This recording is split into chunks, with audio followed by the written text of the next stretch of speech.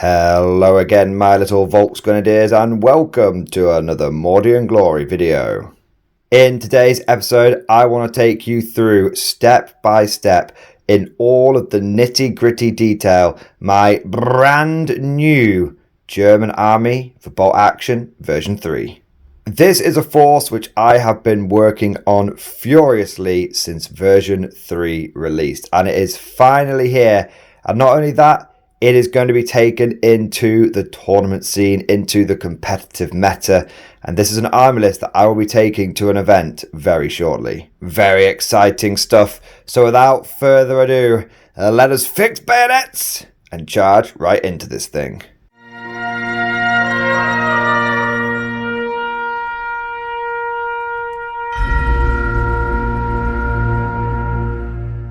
The first thing I want to do before we get into the army list itself is say a massive thank you to Warlord Games. You see, pretty much all of the models that you see here are going to be the new Winter German Fallschirmjäger and the new veteran German Infantry, and they have been supplied by Warlord Games to the channel free of charge. They have been incredibly generous. They've been amazing at supporting content creators and communicating with the community. And so I want to say a massive thank you to Warlord Games. And I'm going to be upfront about this.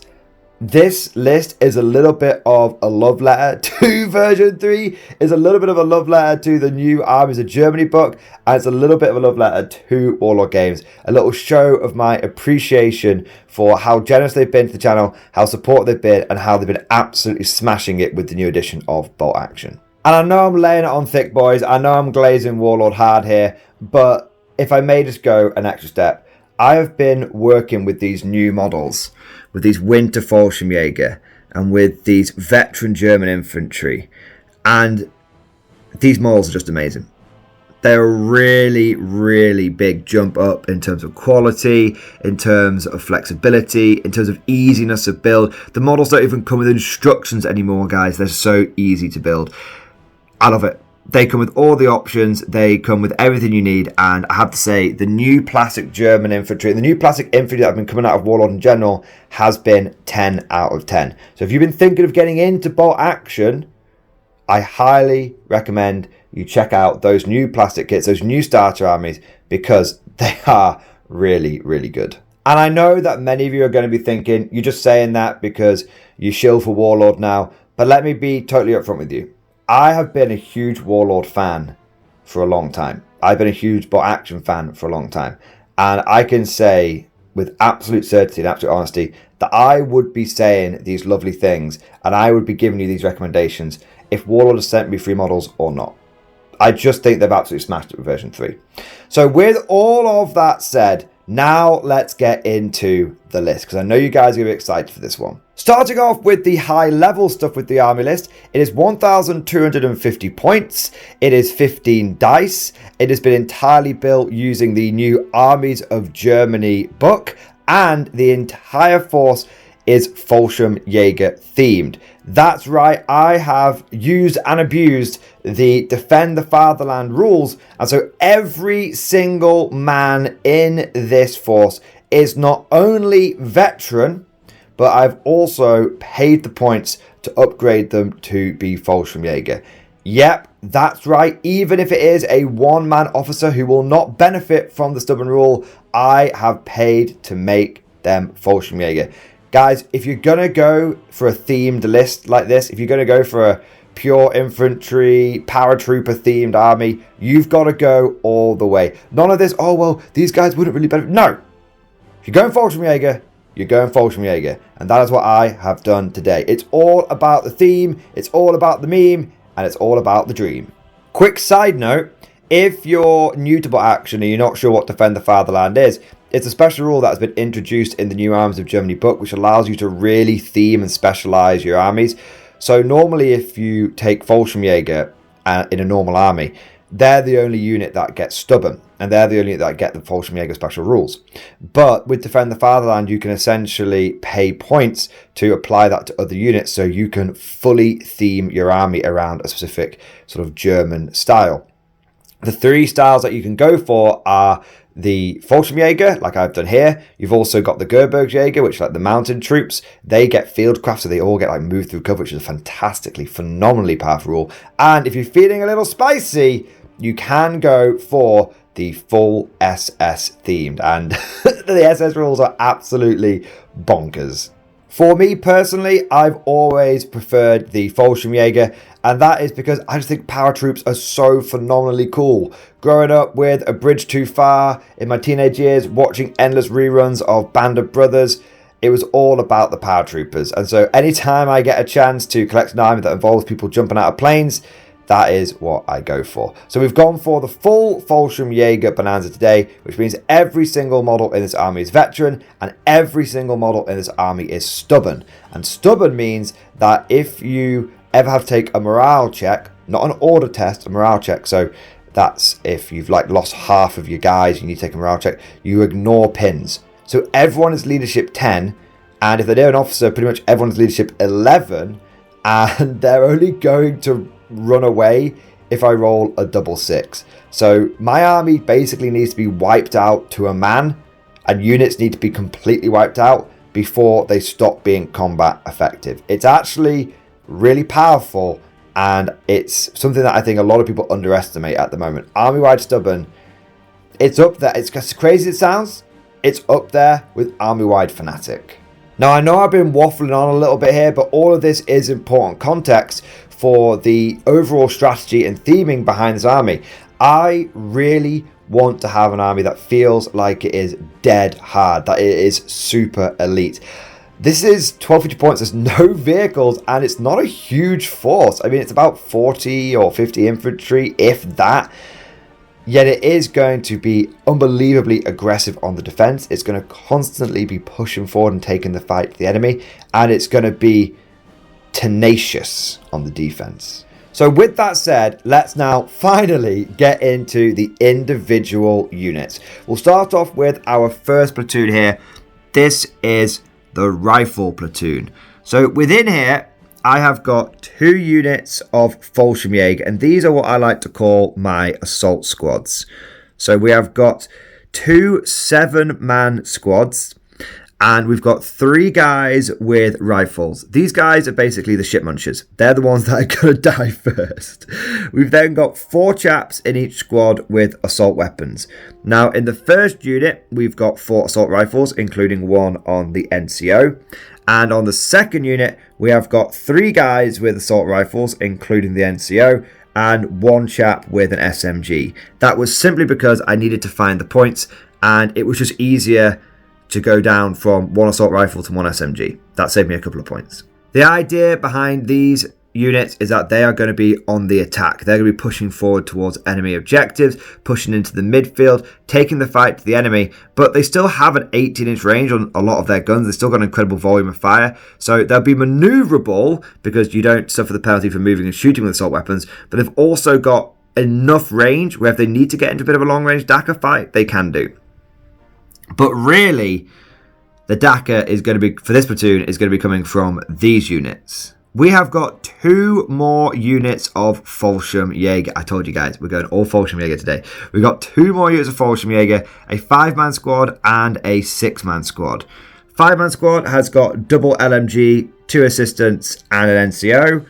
And the 6-man squad, very similar, double LMG, couple of loaders, 1 absolute shit muncher who's definitely the first guy to die, and then we've also got an NCO. These LMG squads are going to be just laying down so much fire, it's unreal. I have been using double LMG squads for a while now in 3rd edition with my old German army, and I absolutely love them.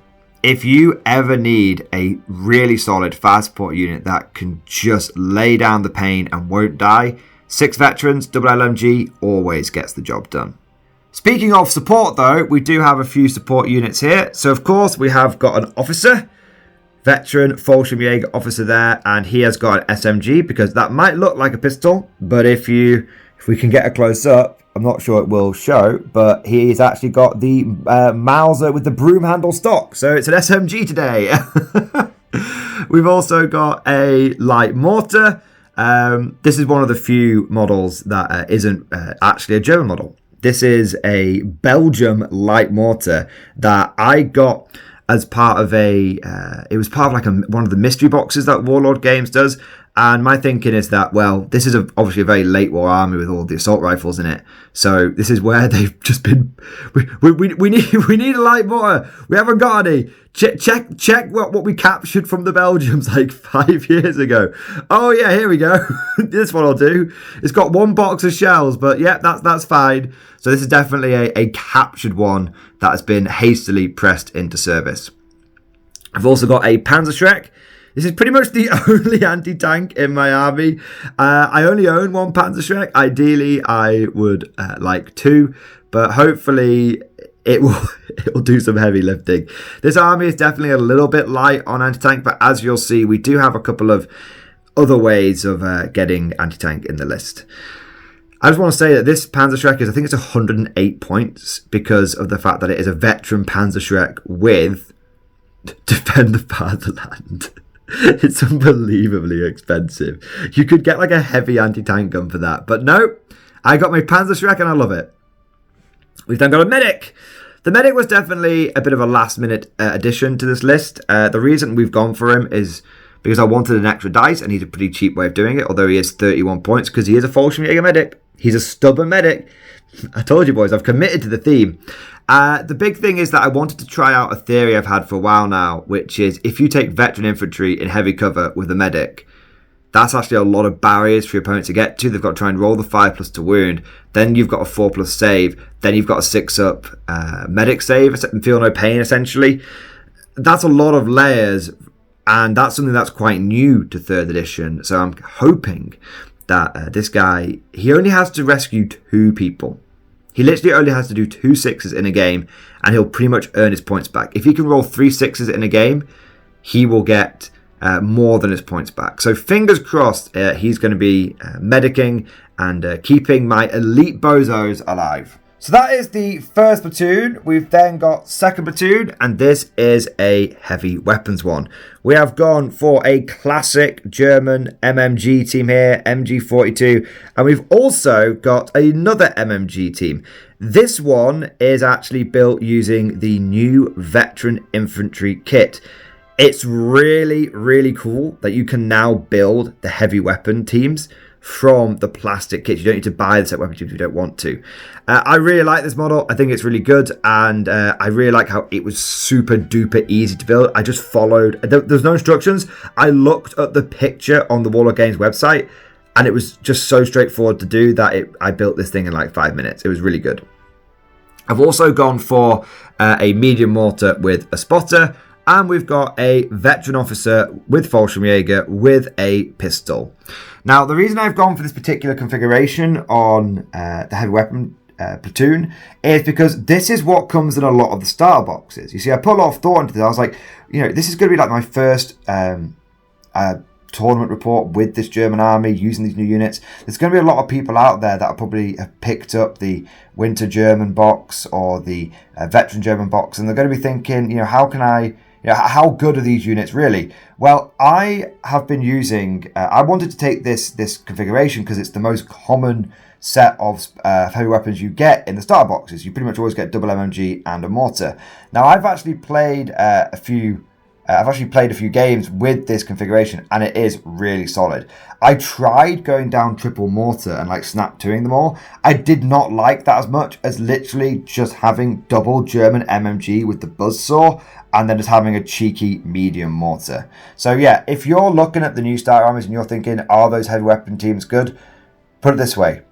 They're now mine, and also a lot of other competitive players that I know, including my brother. Shout out to his channel, Scholar Progenium. It's our go-to configuration. Double MMG and cheeky mortar gets work done. The last platoon that we are going to be having in this army is an engineer platoon. So this is 3rd platoon. And we have got 2 units of pioneers who have been made veteran, who have been upgraded to Fallschirmjäger, so these guys will be stubborn. And each squad is 7 men strong. We've got 3 guys with rifles in there. One of them is an assistant for a flamethrower. The other 2 are bullet catchers. And then we've got 3 SMGs in each squad, and including 1 on the NCO. And these 2 squads have got identical loadouts. This platoon is led by an officer as well. Now, I love flamethrowers. They're really, really, really powerful. And I'm not going to lie, I've got some heavy lifting for these guys. The Panzerschreck is really kind of like my psychological... the cat's knocked over the medic. The Panzerschreck is the psychological anti-tank. But I actually think it's going to be the flamethrowers that are going to be the big threat. Because all they need to do is hit. And if they do that, then there's a good chance that they just take that tank out because of the panic and all that kind of good stuff. Now, yes, they've only got a 6-inch range. But they're veteran. They're stubborn. So they're going to be pushing up the board. I'm going to be so aggressive with these guys. And I'm going to be pushing up the board with them. And the idea is that between these 2 engineer squads and these 2 assault squads, plus we've got the light mortar and the Panzerschreck, we've actually got a surprising amount of offensive firepower. A lot of people think that flamethrowers should be going inside like jeeps and you sort of use them as like one-shot missiles. I actually prefer putting them in these big durable squads because it means that they are a threat for longer in the game. So we'll see how it plays out, but I think these flamethrower squads are going to be surprisingly deadly. And especially with it being a tournament, a lot of the missions are probably going to be like pushing onto objectives in the middle of the board. I think they're going to be wreaking absolute havoc in the opponent's lines. But that just about covers everything. So we have got a full Fallschirm Jaeger list. It's pure infantry. It's all high quality. There's barely any basic rifle bozos in here. We've got SMGs, we've got assault rifles, we've got LMGs, we've got MMGs, we've got sharp sticks, we've got knives, we've got electronic ball breakers. I think this is going to be an extremely durable list. I think it's going to also be quite a powerful one. I think it's going to catch a lot of people out. I think the fact that it's just going to keep on trucking no matter what people do to it is a really big deal. My plan is to use the aggressiveness of this list to storm forward, take the fight to the enemy and keep them reeling, keep them on the back foot. Well, at least that's the plan. But let me know what you guys think down in the comment section below. How do you think this list will perform? Do you think there's any major weaknesses in it? What would you do to change this list both from a power point of view and also from a flavor point of view?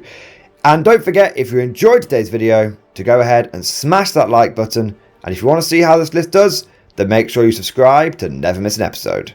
The last platoon... Oh, hello, Loki. Do you want a little stroke? Good boy. There you are. You knocking all the models over? No, you're being alright. That's a good boy. Yes, little good boy. Yeah.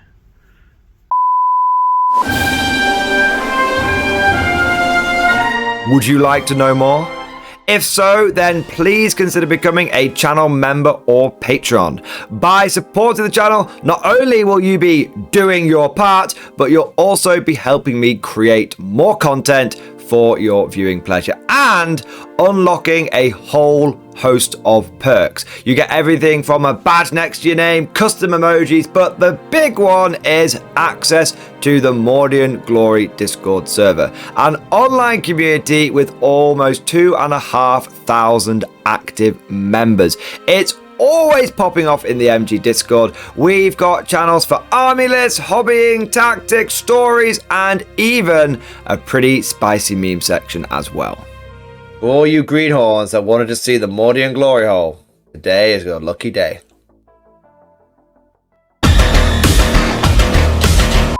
And joking aside, I do want to say a massive thank you to all of the current channel members and patrons.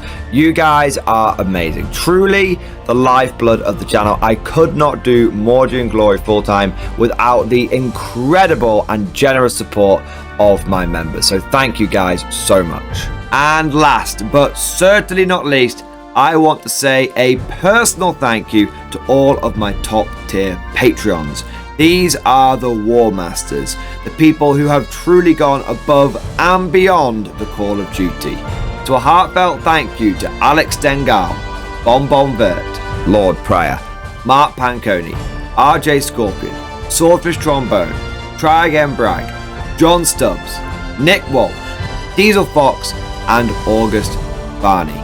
Seriously guys, thank you from the bottom of my heart. Your support is incredible and it makes a huge difference. Thank you so much. That's all for now. Hope you've all enjoyed today's video, and of course, as always, see you guys next time.